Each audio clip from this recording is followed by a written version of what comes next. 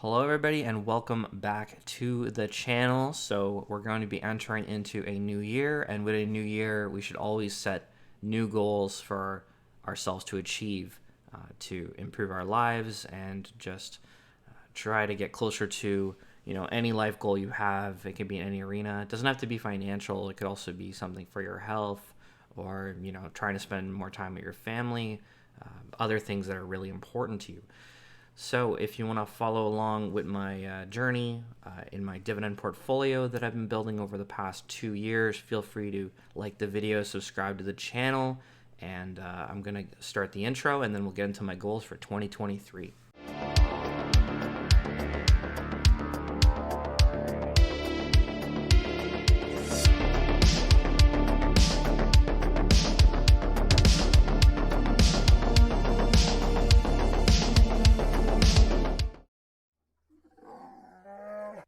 So let's get to the first goal I have for 2023. So the first one is going to be to earn $3 a day in dividend income. Currently we're earning $2.59.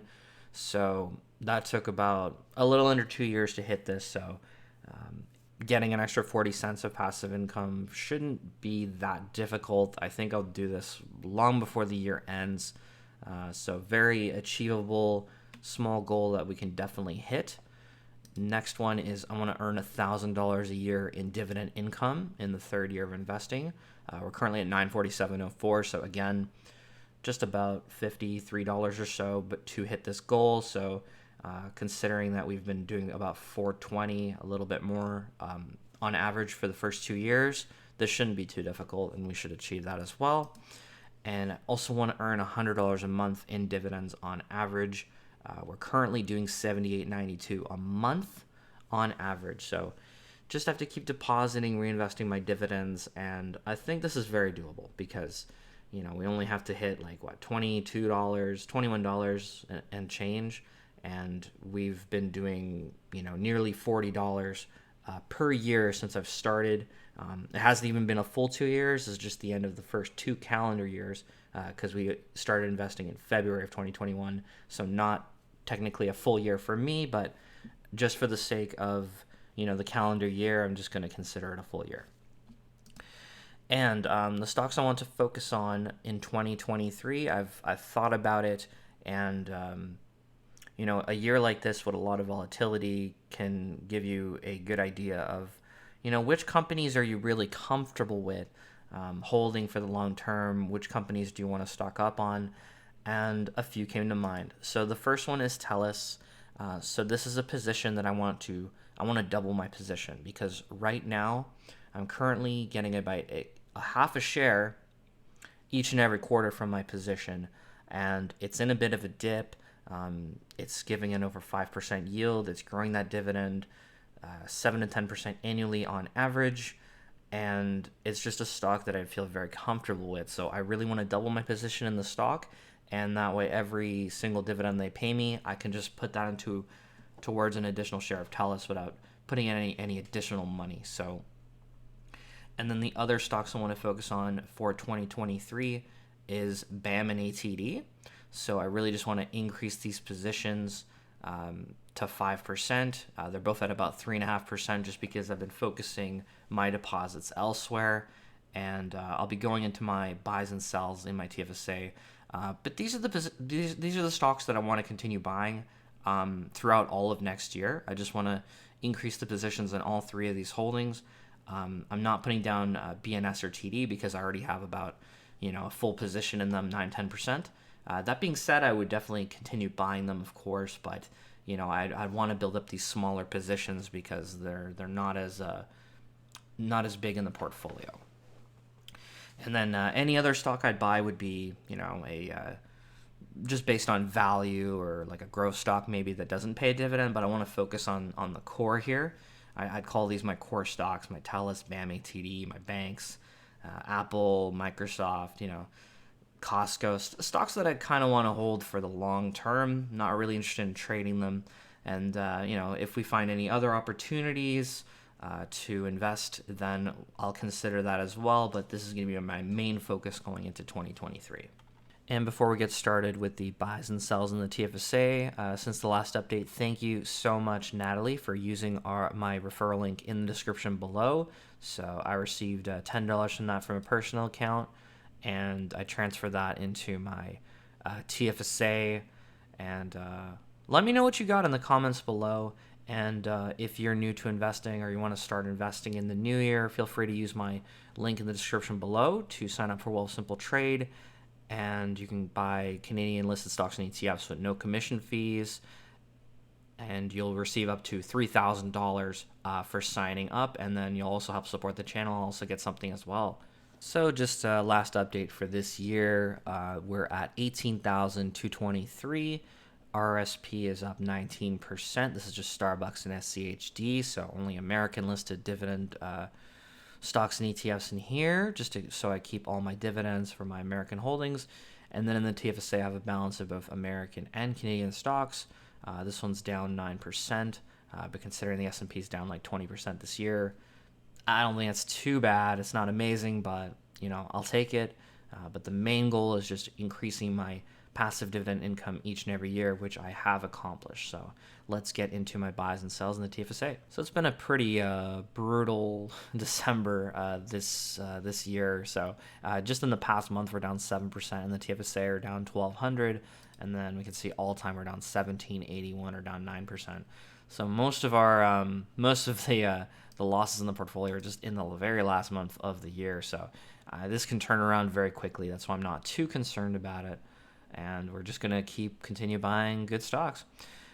So the first buy I did was a little bit of a fractional buy into Apple. So we went up to 7.5 shares. It dipped to below my average, and we're definitely going to average in if it's at a good price. I really like this company. It'd be nice to get up to a nice even 8 shares in this. Algonquin Power, I actually used that deposit that I received for that referral, and I bought one more share of AQN, so we're up to 54 shares of this. It's got some risks for sure. The utility sector is not doing well in a rising interest rate environment, but again, since it's a cyclical industry, kind of like how oil was dead 2 years ago, it's kind of like green energy renewables are dead right now, so what better time to buy it than when it's uncertain and not looking so good. And then ATD doing very well, and Aritzia is also holding the portfolio pretty strong, anchoring with good solid returns, despite the rest of the portfolio not doing so hot. We got BAM and BN. So BN is the new Brookfield. BAM is just the asset management spinoff that they did. So I'm keeping both as of right now, just until I know more information about the main BAM. But this is going to be a heavier dividend-focused portion of the business, whereas BN is just every part of Brookfield. So I'll see how BAM does. If I decide to sell it, I'll let you guys know, and I would be putting the money back into BN. Scotiabank, not doing so great, but we're over 24 shares, so this one's doing all right. I did a little bit of a buy into Costco, so just another like $13-14 US into this stock, just because it's dipped into a range I like, which is the mid 400s. If it dips below that, I'll definitely average into this one a little bit more, just gradually as it falls. And I purchased 4 shares of TELUS, so we went from 34 to 38 shares. I'm very excited to see this finally take a dip, because it's been holding on fairly strong throughout the year, and I'm very happy to continue buying TELUS at these levels. And I'm planning to do it throughout 2023 because TELUS is such a great company, and I really, really like the company. It's an oligopoly. There's only 3 different telecom companies in Canada. They're not really going to be disrupted, and I can't think of a more of a sure thing in Canada than the telecoms. So great place to invest your money. And then TD Bank, I purchased another share in a little bit to get us over 20 shares. I just wanted to even out my position with this and BNS, and just have it be balanced between the two. I really like TD at these prices. And then for Tesla, because it's dipped so much, I decided to buy another about 1.7 shares. So we just about doubled our position in this to over 3 shares. And there's a lot of drama going on with Tesla right now, with Elon Musk running Twitter and getting into a lot of political hot water. Let's just call it that. And investors are worried that he's not spending any time at Tesla. But again, I think that Tesla is operating just fine, and Elon will hire someone to run Twitter whenever he does find that person. So he has stated that in the past, even before he purchased Twitter, that he will find someone else to manage the company for him. And then once he finds a suitable replacement, he'll go back and focus on Tesla again. I just really think that the people are really uncertain about the economy, and they're really worried about a recession.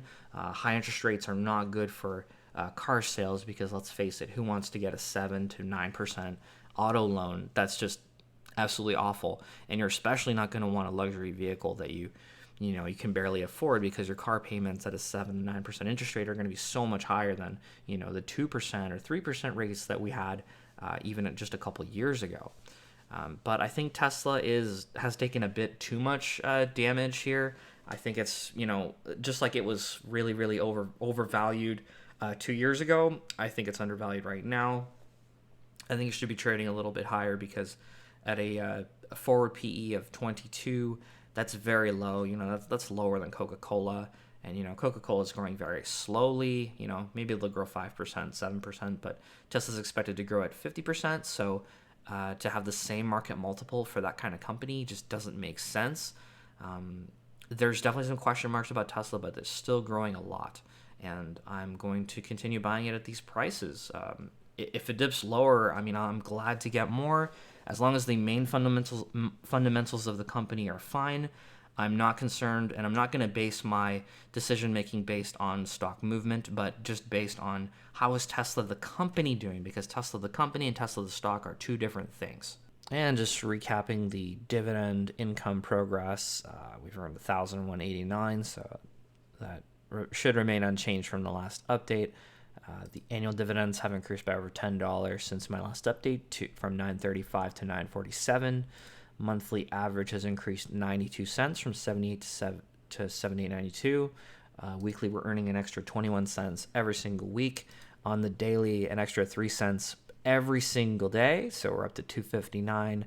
The months to earn $100. How I'm tracking the dividend snowball, and it has gone from 1.28 months to 1.27. So it's taking less and less time to earn each $100 bill.